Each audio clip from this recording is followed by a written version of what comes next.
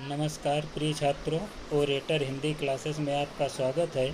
बच्चों, मैंने आप लोगों को अलंकार वीडियो में विस्तृत रूप से समझा दिया है पिछले वीडियो में। आज मैं उससे कुछ रिलेटेड प्रश्न आपको बताने जा रहा हूं, जो कि हमारे स्कूल कोर्स में यानी 9 to इंटर तथा प्रतियोगी परीक्षाओं में महत्वपूर्ण स्थान रखते हैं। देखते हैं बच्चों, अलंकार से रिलेटेड कुछ प्रश्न।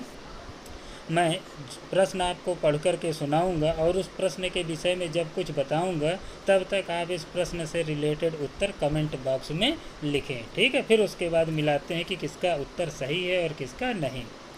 पहला देखिए प्रश्न है, तरन तनुजा तट तमाल तरुअर बहु छाए में कौन सा अलंकार है। ठीक है बच्चों, देखिए सबसे पहले हम इसमें देखेंगे कि जितने अलंकार पढ़ाए गए हैं उसमें से कौन से अलंकार के नियम इस छंद में या इस अलंकार में या इस काव्य रचना में प्रस्तुत हो रहे हैं। जैसे कि हम देखें बच्चों, तो इसमें ता इस वर्ण की उत्पत्ति कई बार हो रही है, और मैंने आप लोग को अलंकार में बताया है कि जब एक वर्ण कई बार आता है वहाँ पर अनुप्रास अलंकार होता है। ठीक है बच्चों, अतः यहाँ पर अनुप्रास अलंकार होगा। जो बच्चे वीडियो देख रहे हैं वो अपना उत्तर मिलाएं कि जो उन्होंने सोचा वह उत्तर अनुप्रास है या नहीं। ठीक है बच्चों, इसी प्रकार से सभी उत्तर पहले देंगे, फिर मेरे उत्तर से मिलान करेंगे अपना। देखते हैं दूसरा, फूले कांस सकल मई छाई और जन वर्षा ऋतु प्रकट बुढ़ाई। देखिए बच्चों, सबसे पहले मैंने अलंकार में कुछ नियम बताए थे। उन नियमों के हिसाब से हम जो भी हमारा काव्य रचना दी होगी देखेंगे उन नियमों में किस नियम का पालन कर रहा है। जैसे मैंने पहले अनुप्रास बताया था, तो सबसे पहले देखेंगे कोई वर्ण की पुनरावृत्ति कई बार तो नहीं हुई, हमने देखा नहीं हुई। फिर देखेंगे तुलनात्मक शब्दों का प्रयोग तो नहीं हुआ, हमने देखा इसमें तुलनात्मक शब्दों का प्रयोग नहीं हुआ। फिर देखेंगे जैसे जनहु मनहु जानो मनो शब्दों का प्रयोग तो नहीं हुआ, तो हम यहाँ पर देख रहे हैं कि जनु शब्द का प्रयोग हुआ है। और जहाँ पर इस प्रकार से जनहु मनहु जानो मनो शब्द आता है बच्चों, वहाँ पर हमारा उत्प्रेक्षा अलंकार होता है। अतः इस काव्य रचना में उत्प्रेक्षा अलंकार होगा। ठीक है बच्चों। तीसरा प्रश्न है, रूपक अलंकार यहाँ होता है। तो सबसे पहले देखेंगे रूपक अलंकार होता कहाँ है। तो बच्चों, रूपक अलंकार उपमा अलंकार का विपरीत होता है। अब उपमा अलंकार में क्या करते हैं, दो विभिन्न वस्तुओं में तुलना करते हैं, और रूपक अलंकार में तुलनात्मक शब्दों का प्रयोग न करके अभेद वर्णन करते हैं, यानी कि उपमेय में उपमान के अभेद वर्णन होता है। तो इस हिसाब से मैंने आपको उत्तर बता ही दिया कि इसका ऑप्शन बी आपका सही होगा बच्चों, कि उपमेय का उपमान में अभेद आरोप होता है। ठीक है बच्चों। नेक्स्ट, कुल कानन कुंडल मोर पखा उर्पे बनमाल विराजत हैं। ठीक है बच्चों, फिर जितने नियम है सभी नियम को शुरू से देखना प्रारंभ कर लेते हैं, क्योंकि हमारे दिमाग में तो अब अच्छे से याद हो गए हैं नियम क्या क्या हैं। तो इसमें हमने सीधे देखा तो पहले दिख गया कि का वर्ण की उत्पत्ति कई बार हो रही है, अतः इसमें बच्चों अनुप्रास अलंकार होगा। ऑप्शन ए आपका सही होगा, अनुप्रास अलंकार। देखते हैं अगला, पीपर पात सरस मन डोला। प्रस्तुत पंक्तियों में कौन सा अलंकार है बच्चों। पीपर के पत्ते की तुलना जो है बच्चों इसमें किसमें की गई है, मनुष्य के मन से। और तुलना किस अलंकार में की जाती है, उपमा अलंकार में। ये तो मैंने आपको उदाहरण में ही बताया था जो वीडियो बताया पिछला। तो बच्चों इसमें बी ऑप्शन उपमा अलंकार इसका उत्तर होगा। ठीक है। जहाँ बिना कारण के कार्य का होना पाया जाए वहाँ कौन सा अलंकार होता है बच्चों, इसको थोड़ा समझिएगा। जहाँ बिना कारण के ही कार्य हो, जैसे विरोधाभास आपका दिया हुआ है बच्चों।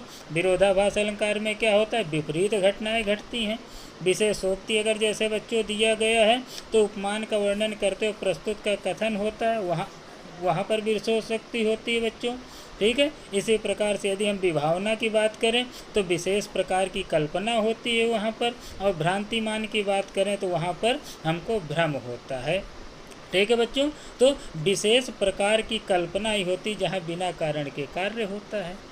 अरे बस में विशेष प्रकार की कल्पना ये कि बिना कारण के हम चुपचाप बैठे हुए हैं, कुछ सोच रहे हैं किसी के बारे में, तो ये विशेष प्रकार की कल्पना है, तो बिना कारण ही कार्य होने लगा। तो यहाँ पर ऑप्शन सी हमारा विभावना अलंकार होगा। समझे बच्चों, जैसे कहा जाता है खाली दिमाग शैतान का घर, बैठे कुछ भी सोच रहे हैं, हो सकता है कोई काव्य की पंक्ति ही बन जाए, तो वहाँ पर बिना कारण कार्य हो गया। ओके बच्चों। देखते हैं अगला, 3 बेर खाती थी वे 3 बेर खाती है। ठीक है, फिर हम अपने दिमाग को दौड़ाएंगे और देखेंगे इस काव्य रचना में क्या है। देख रहे हैं कि इसमें 3 बेर 2 बार आया है। अब देखेंगे दोनों का अर्थ एक जैसा है या अलग अलग। तो हम देख रहे हैं कि पहले 3 बेर खाती थी वे 3 बेर खाती है, मतलब पहले 3 बेर का अर्थ है कि दिन में 3 बार खाती थी, और दूसरे 3 बेर का अर्थ है कि वो केवल संख्या में 3 बेर खाती है, यानी कि दोनों 3 बेर का अर्थ अलग अलग है। और जब शब्द एक जैसे हों, अर्थ अलग अलग हो बच्चों, वहाँ पर यमक अलंकार होता है। अतः इसका ऑप्शन सी यमक अलंकार सही होगा। फिर है खग कुल और कुल कुल सा बोल रहा। रेखांकित शब्दों का अलंकार क्या, इसमें अलंकार बताएं बच्चों। देखिए अर्थ पहले समझिएगा, इसको पहले संधि विच्छेद अलग अलग करके पढ़िए। खग कुल एक में है और कुल कुल सा बोल रहा। खग मतलब पक्षियों के लिए होता है और कुल मतलब वंश, यानी पक्षियों का वंश। कुल कुल सा बोल रहा, कुल कुल करके बोलते हैं पक्षियों के कि नहीं, जब छोटे बच्चे होते हैं। यानी पहले कुल का अर्थ है बच्चों वंश है और दूसरे कुल कुल का अर्थ है उनकी ध्वनि। यानी यहाँ पर दोनों कुल शब्दों का अर्थ आपका अलग अलग है, अतः यमक अलंकार होगा। ओके बच्चों। रहमन पानी राखिए बिन पानी सब सोन, पानी गए न उबरे मोती मानस चून। बच्चों देखिए यहाँ पर पानी शब्द का अर्थ मोती, मानुस और चून तीनों के लिए अलग अलग है। मोती के लिए जल से तात्पर्य, चमक से तात्पर्य है। मनुष्य के लिए इज्जत या सम्मान से तात्पर्य है और चूने के लिए जल से तात्पर्य है। ठीक है बच्चों। तो जहाँ पर एक शब्द के कई अर्थ होते हैं वहाँ पर बच्चों श्लेष अलंकार होता है।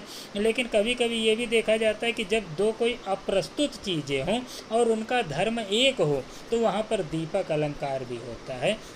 यदि बच्चे दीपक और श्लेष दोनों ऑप्शन दिया हो तो आप श्लेष लगा दीजिए, लेकिन यदि आपका श्लेष ऑप्शन न दिया और दीपक ऑप्शन दिया हो तब वहाँ पर आप बच्चों दीपक अलंकार पर भी लगा सकते हैं निशान, क्योंकि यहाँ पर आपका मनुष्य जो है वो तो प्रस्तुत है लेकिन मोती और चून अप्रस्तुत हैं और दोनों का धर्म पानी को बचाना है। अतः हम कह सकते हैं कि इन दोनों का धर्म एक है। तो जो अप्रस्तुत दो चीज़ें होती यदि उनका धर्म एक हो तो वहाँ पर दीपक अलंकार होता है। ठीक है बच्चों। तो पहले तो हम श्लेष देखेंगे, अगर श्लेष नहीं है तो ऑप्शन बी हम दीपक भी लगा सकते हैं। मुख रूपी चांद पर राहु भी धोखा खा गया। बच्चों बहुत सिंपल था, मैंने पहले बताया। तुलनात्मक शब्दों को हम देखेंगे। मुख रूपी चांद पर यानी कैसा चांद, मुख रूपी। ठीक है, या फिर कह सकते हैं मुख की तुलना चांद से की गई है। तो जहाँ तुलनात्मक शब्दों का प्रयोग किया जा रहा है बच्चों वहाँ पर उपमा अलंकार होगा, अतः इसका ऑप्शन सी सही होगा। बालों को खोलकर मत चला करो, दिन में रास्ता भूल जाएगा सूरज। बच्चों देखिए, बालों को खोल कर मत चला करो। बाल अगर खुले होंगे तो अंधेरा छाएगा, काली घटा छाएगी और वो काली घटा इतनी विशाल होगी कि सूर्य की इतनी तेज किरणें भी उसको भेद नहीं पाएंगी, यानी सूर्य भी अंधकार में खो जाएगा। तो बालों को इतनी विस्तृत काली घटा के समान बताया गया है बच्चों कि जिसको सूरज की किरणें भी नहीं पार कर पा रही हैं, और किसी के बाल इतने घने घटा तो नहीं हो सकते हैं। यानी बालों को यहाँ पर बहुत बढ़ा चढ़ा करके वर्णन किया गया है, अतः यहाँ पर अतिशयोक्ति अलंकार बच्चों होगा, क्योंकि अतिशयोक्ति अलंकार मैंने बताया कि जहाँ बढ़ा चढ़ा करके वर्णन किया जाता है। ठीक है, जैसे हनुमान की पूँछ में लगन न पाई आग और लंका सिगरी जल गई गए निशाचर भाग, बढ़ा चढ़ा करके वर्णन होता है। फिर है उस काल मारे क्रोध के तन कांपने उसका लगा, मानो हवा के जोर से सोता हुआ सागर जगा। मैंने अभी बहुत अच्छे से बच्चों आप लोग को समझाया है। हम तुरंत काव्य की द्वितीय पंक्ति पर ध्यान देंगे। जनो मनो जानो मनो, जहाँ इन शब्दों का प्रयोग हो तुरंत वहाँ पर उत्प्रेक्षा अलंकार होगा, हमको कुछ और नहीं सोचना है। तो यानी कि इसका उत्तर ऑप्शन सी उत्प्रेक्षा अलंकार बच्चों सही है। 13वां देखते हैं, यह अनुरागी चित्त की गति समझे नहीं कोई, और ज्यों ज्यों बूढ़े श्याम रंग त्यों त्यों उज्ज्वल होए। बच्चों दूसरी पंक्ति पे आते हैं, अर्थ निकालते हैं। ज्यों ज्यों बूढ़े श्याम रंग, श्याम मतलब काला होता है, काले रंग में जैसे जैसे डूबा जाता है त्यों त्यों उज्ज्वल हो, वैसे वैसे व्यक्ति सफ़ेद होता जाता है, उज्ज्वल होता जाता है। अर्थ तो इसका आ रहा है कि ईश्वर की आराधना करने में हम जितना ईश्वर की आराधना में डूबेंगे उतना ही भवसागर को पार करने में सक्षम होंगे। लेकिन पंक्ति क्या कह रही कि जब हम काले रंग में डूबेंगे तो सफ़ेद होकर निकलेंगे। तो काले रंग में डूब के तो बच्चों सफ़ेद रंग होकर के नहीं निकला जा सकता, यानी यहाँ पर विरोधाभास अलंकार है। ठीक बच्चों, ऑप्शन सी विरोधाभास अलंकार।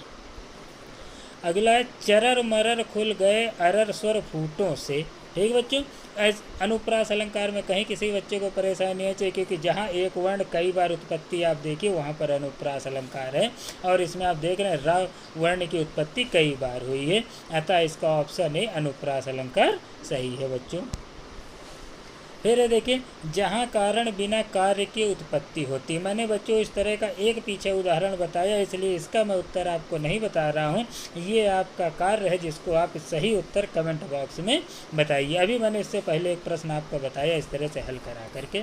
ओके, तो ये आपको कमेंट बॉक्स में बताना है, जहाँ कारण बिना कार्य की उत्पत्ति होती हो वहाँ कौन सा अलंकार होगा। काली घटा का घमंड घटा में कौन सा अलंकार है। ये भी बच्चों जब मैंने पिछला वीडियो आपको पढ़ाया उसमें मैंने इसका वर्णन किया है। तो ये 2 प्रश्न आपके कार्य हैं जिनको आप कमेंट बॉक्स में इनके सही उत्तर दीजिए, और मैं उसका रिप्लाई फिर आपको दूंगा कि आपका उत्तर सही है या नहीं। ठीक बच्चों, उम्मीद है वीडियो पसंद आया होगा। बहुत ही महत्वपूर्ण प्रश्न आपको बताए गए, इसलिए वीडियो को लाइक शेयर और सब्सक्राइब जरूर।